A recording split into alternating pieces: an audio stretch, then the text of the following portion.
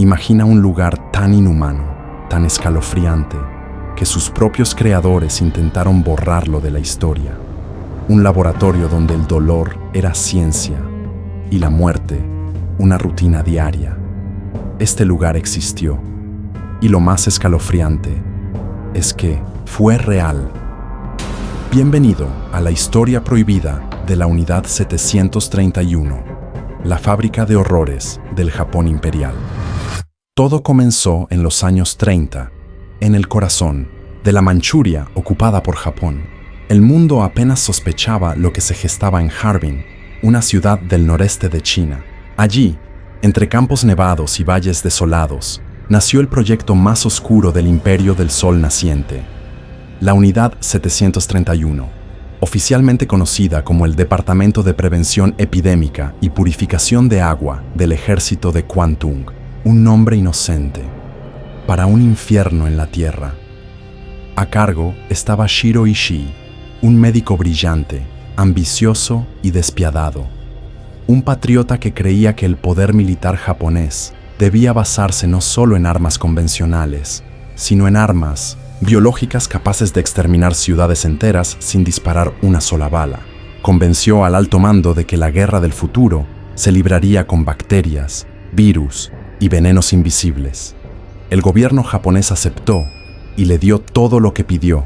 Así se levantó una base de más de 6 kilómetros cuadrados, un complejo con laboratorios, cámaras de presión, cámaras frigoríficas, hornos crematorios y celdas de confinamiento. No había límites, no había leyes, solo ciencia, guerra y muerte. ¿Quiénes eran las víctimas? A las víctimas las llamaban Maruta, que en japonés significa troncos, un nombre diseñado para deshumanizarlos, para ocultar que eran personas vivas, seres humanos como tú o como yo, prisioneros de guerra chinos, rusos, coreanos, incluso mujeres embarazadas, ancianos y niños. Nadie estaba a salvo si caía en manos de la Unidad 731. Los experimentos eran indescriptibles. Vivisecciones sin anestesia, donde abrían los cuerpos de los prisioneros para observar cómo funcionaban los órganos humanos. Pruebas de congelamiento, donde exponían extremidades al hielo hasta que el tejido moría, para luego amputarlas sin piedad. Infecciones deliberadas con peste bubónica, ántrax, cólera y tifus, todo con el objetivo de estudiar el avance de las enfermedades. Y bombas biológicas que se probaban en aldeas chinas enteras, donde lanzaban pulgas infectadas para observar cómo se propagaba la muerte. ¿Y sabes lo más aterrador? Ninguno de estos crímenes fue hecho por locos aislados. No, fue un experimento sistemático, aprobado y financiado por el gobierno japonés. Todo se registraba meticulosamente, todo estaba justificado por la ciencia y por la guerra. El Hospital de la Muerte.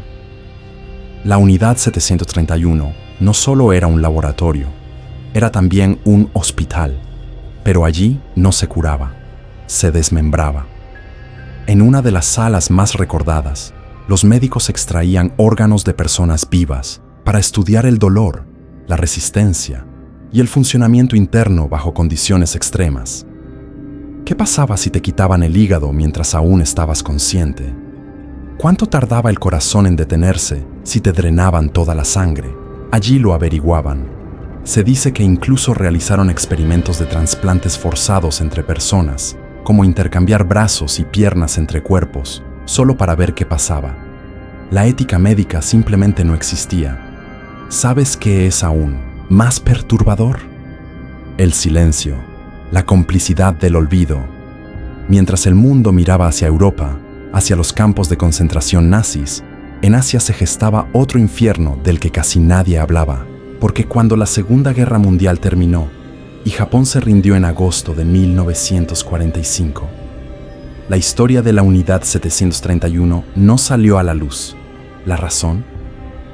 Los Estados Unidos la protegieron. Sí, como lo oyes. A cambio de los datos obtenidos en los experimentos inhumanos, los científicos japoneses, incluyendo al Dr. Ishii, recibieron inmunidad total. Washington no quería que la Unión Soviética accediera a ese conocimiento. Así que el horror fue archivado y los asesinos premiados. Vivisecciones sin anestesia, el cuerpo como campo de estudio.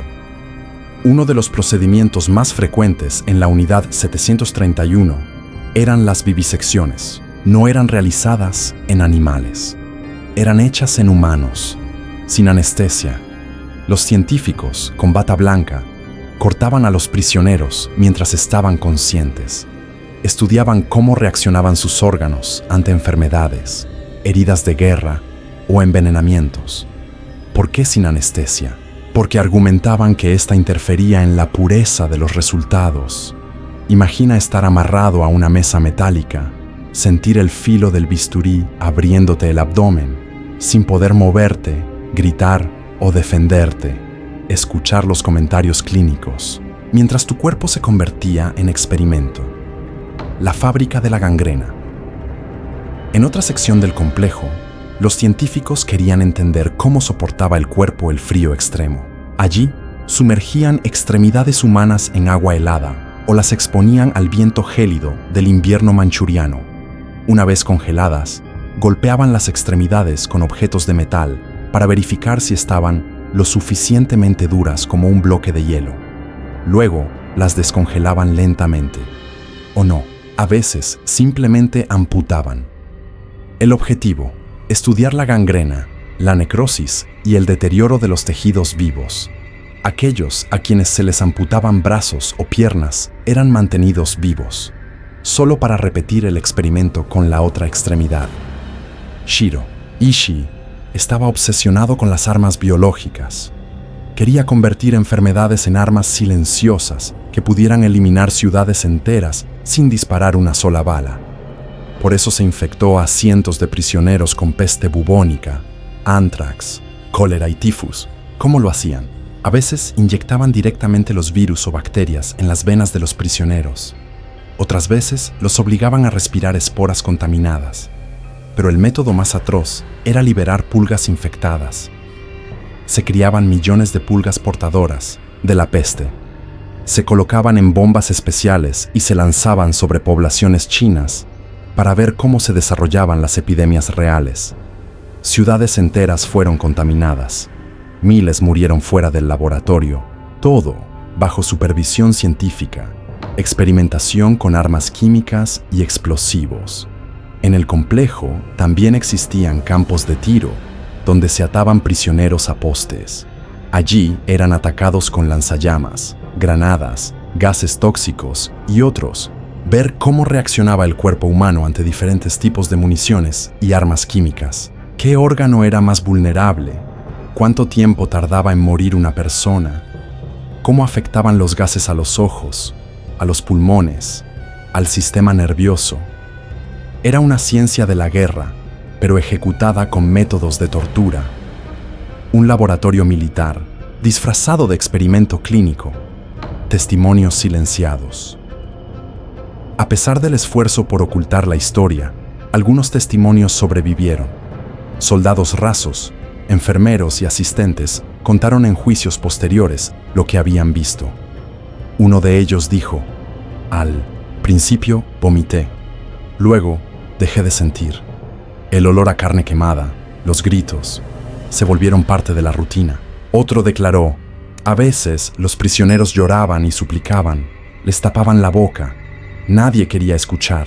El doctor Ishii decía que no eran personas, solo material experimental. Lo más devastador es que casi nadie sobrevivió a los experimentos. Los prisioneros eran ejecutados inmediatamente después, y sus cuerpos cremados para eliminar cualquier rastro. La rendición de Japón y el gran encubrimiento. Agosto de 1945. Japón se rinde tras las bombas de Hiroshima y Nagasaki. Mientras el país se tambalea en ruinas, el general Shiro Ishii ordena la destrucción total de la unidad 731. Documentos quemados, prisioneros ejecutados, edificios demolidos con dinamita, todo para borrar cualquier evidencia. Pero Ishii tenía algo que los estadounidenses querían: los datos de sus experimentos biológicos, datos que, a pesar de haber sido obtenidos con tortura y asesinato, ofrecían conocimientos que el gobierno veía como valiosos en un mundo que ya se perfilaba para la Guerra Fría. Entre 1945 y 1948, las fuerzas estadounidenses investigaron a fondo lo ocurrido en la Unidad 731. ¿El resultado? En lugar de procesar a Ishii y su equipo, se llegó a un acuerdo secreto: inmunidad a cambio de los datos experimentales. Los expedientes llegaron a manos del general Douglas MacArthur. El informe oficial, desclasificado décadas después, reveló que Estados Unidos valoraba más los avances científicos que la justicia para las víctimas. Los científicos japoneses, asesinos en bata blanca, no enfrentaron juicio. Muchos de ellos pasaron a ocupar cargos prominentes en hospitales, universidades y corporaciones farmacéuticas en el Japón de la posguerra. Shiro Ishii vivió en libertad, bajo protección. Se retiró tranquilamente, sin rendir cuentas jamás. En 1946 se celebraron los juicios de Tokio, el equivalente asiático a los de Nuremberg. Allí fueron juzgados varios líderes militares japoneses por crímenes de guerra, pero ni uno solo de los científicos de la Unidad 731 fue procesado. Cuando el abogado soviético intentó presentar pruebas sobre los horrores de Harbin, el tribunal las ignoró deliberadamente. La verdad fue enterrada y las víctimas olvidadas. El legado del horror. Recién en los años 90 comenzaron a surgir voces que exigían justicia. Sobrevivientes, historiadores y descendientes de víctimas empezaron a romper el silencio. En el 2002, un tribunal civil en Tokio reconoció oficialmente que los experimentos ocurrieron, pero negó cualquier compensación, argumentando que los tratados de paz ya habían resuelto todo. Solo hasta el año 2014 se instaló un museo en Harbin, China, donde se hallaba el antiguo complejo. Las ruinas de la Unidad 731 hoy pueden ser visitadas, aunque muchos turistas salen de allí en silencio absoluto. La historia de la Unidad 731 no es solo la historia de un crimen olvidado, es una advertencia, una cicatriz enterrada bajo décadas de secretos, intereses geopolíticos y pactos oscuros. Porque lo más aterrador no es lo que se hizo, sino lo que el mundo estuvo dispuesto a olvidar. Porque mientras sigamos en silencio, los crímenes se repiten y la memoria muere. Suscríbete, comenta y comparte. Cada voz cuenta. Cada clic es una señal de que la historia importa.